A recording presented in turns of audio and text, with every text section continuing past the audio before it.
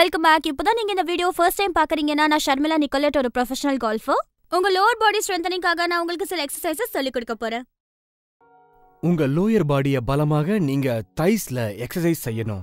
Hamstrings, cough muscles, அப்புறம் gluteus மசில்ஸையும் பலமாக்கணும். நாம நட்ராஜ் ஆசனால இருந்து ஆரம்பிப்போம். உங்க கால்களை நல்லா வைடா ஸ்ப்ரெட் பண்ணி வைங்க. உங்க இடுப்பை கீழ் நோக்கி வைங்க, அப்பதான் துடைகள் இரண்டும் சமமா இருக்கும்.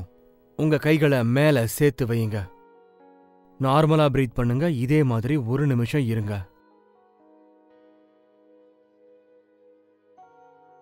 வீரபத்ராசனா, இத வாரியர் போஸ்ன்னு கூட சொல்லலாம். உங்க கால்களை வைடா ஸ்ப்ரெட் பண்ணி வைங்க. ஒரு பக்கத்துக்கு திரும்புங்க.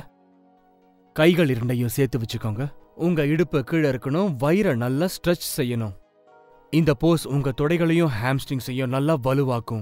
இந்த யோகால உங்க லோயர் அப்டமல் ஸ்ட்ரென்த் ஆகிறதால உங்களுக்கு தூக்கம் வந்தா அதையும் தவிர்க்கலாம்.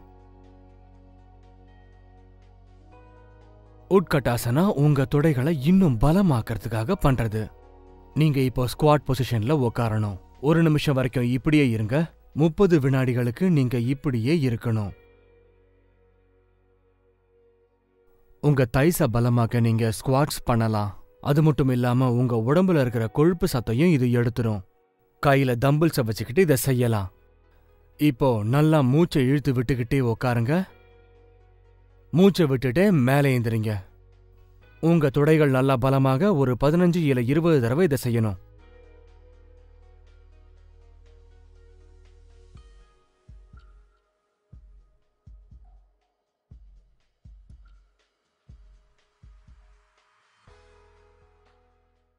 நீங்க லோவர் பாடி ஸ்ட்ரென்தனிங் பத்தின வீடியோஸ் இப்ப பாத்தீங்க. அப்பர் பாடி ஸ்ட்ரென்தனிங் பத்தின வீடியோஸ் கூட பாருங்க.